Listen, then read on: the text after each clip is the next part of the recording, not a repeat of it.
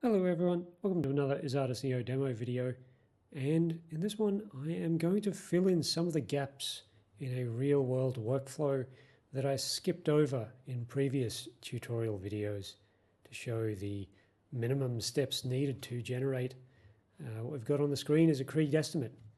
And one of the problems that I remarked upon when I looked at some of these estimates in the previous couple of videos is it's not constrained to a wireframe.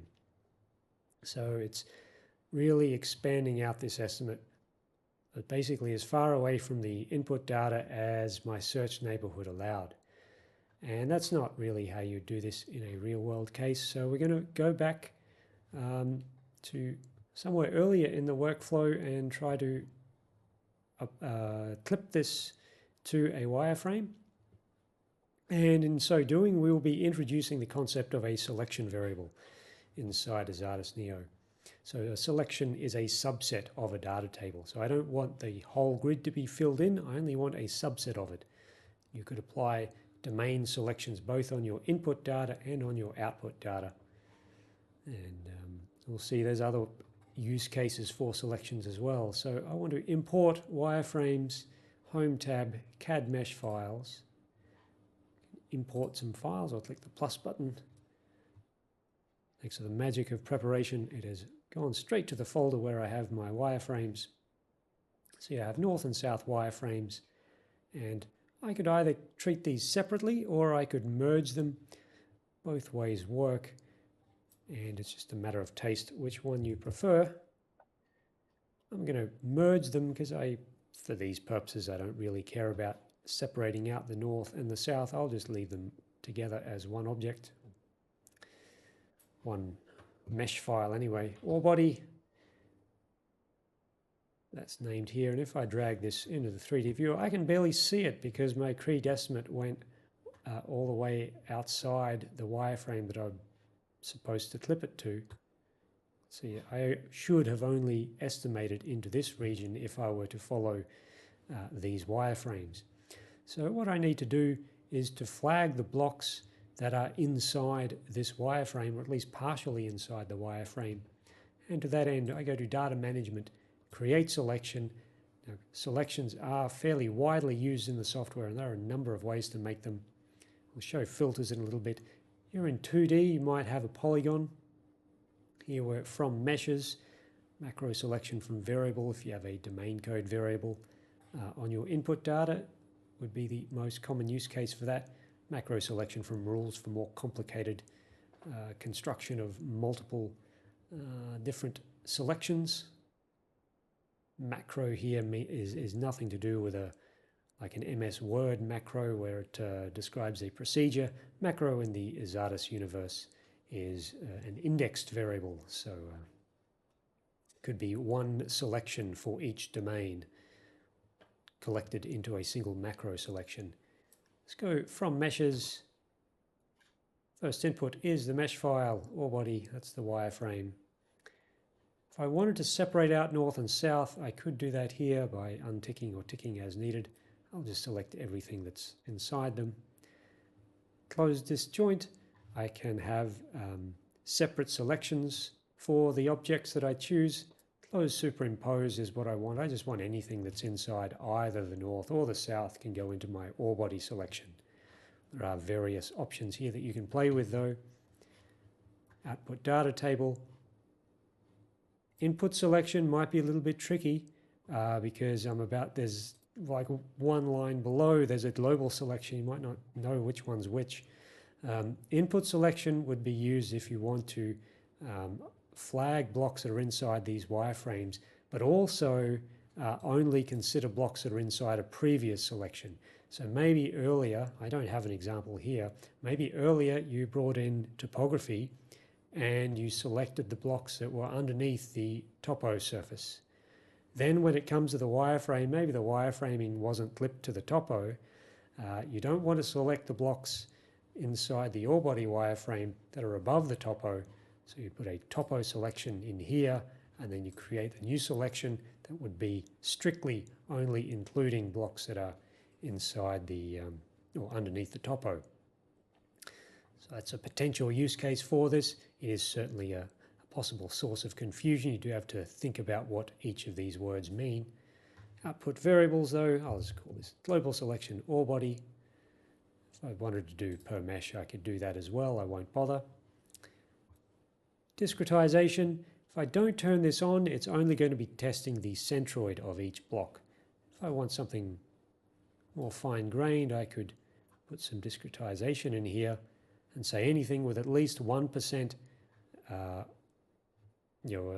block which has at least 1% of it inside the wireframe will be counted in my selection, and I can have a proportion variable output as well. You see the proportion separates the north and south objects. The ore body selection, however, doesn't. If I click drag just the selection into the 3D view, I can see that it's only selected out the blocks that are inside my wireframe. So the first thing I could do is, like when I'm visualizing the Krieg estimate, is I could double click here or right click and go to properties, filtering, activate, and select the variable ore body, and now I've got something that looks much more reasonable. Selections get applied in most tasks that involve a statistical calculation. So if I were to right click and build a histogram of my Krieg estimate, as at the top right I have my input data, the grid, and I have a selection ore body. And we can see that a lot of these lower grades are disappearing when I clip them to just the ore body. So whoever did that domaining did at least something a little bit sensible.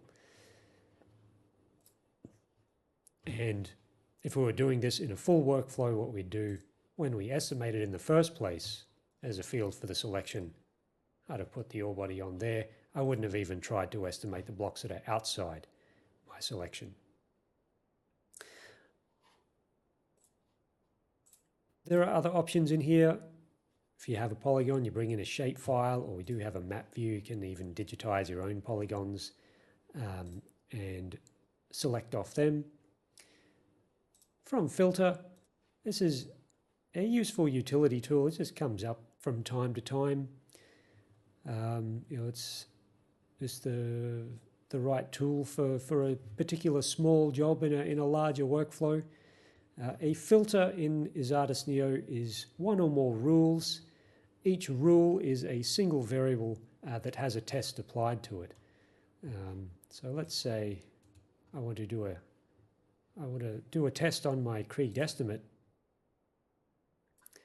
and I want to say, well, I saw that I have some blocks that have an estimated iron grade above 70%. Let's say I want to find where those are, because those are definitely incorrect in some way. So I choose my variable. Numeric variables, we can test if it's defined. You can say, is it greater than, less than, greater than or equal to, plus or minus a tolerance, or we can have a range of possible values. Just one rule. We could combine multiple rules, but here I just want one. And my output can be FE greater than 70. Create. And now what I could do with that is, in my filter of the 3D display of the block model, I could keep the ore body on, and now I could add a second part to the filter where I want to look at only these FE greater than 70. And my current filter combination, when you have more than one rule, this becomes important. I need to say how to combine R1 and R2. Now I want both of them to be true, so I want R1 and R2. And most of this disappears, and I'm only seeing the wireframe now. Let's turn that off. And I can see that there's a decent number of these blocks where the grade has been estimated above 70%. And maybe that's cause to go back to my estimate, make some changes to the parameters there, and try to reduce these anomalous estimated values. That's just one aspect of using selections. You could come up with much more sophisticated choices. Like maybe you're doing resource classification, you have a series of criteria that you need to classify a block as measured, for example, and you could do that either by creating selections or maybe also creating categories. Categorical variables, we made one of those a long time ago when we, on the assay table, we have the lithological code. We turn that into a categorical variable used as an input to the compositing. Categorical variables can also be used as selections in a lot of tasks.